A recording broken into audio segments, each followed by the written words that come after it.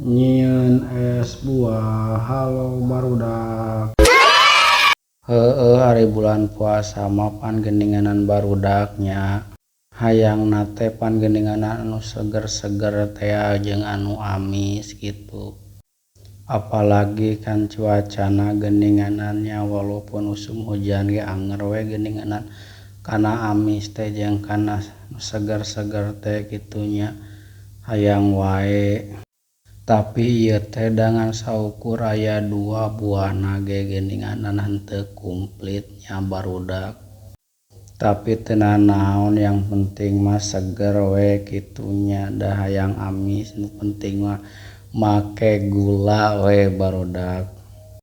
Tah lanjut ti dieu teh ku urang teh nya si buahna teh disik-sikan nya teu poho tah dibanyur ku cai gulana. Lanjut ti dieu mek perek es batuna nya.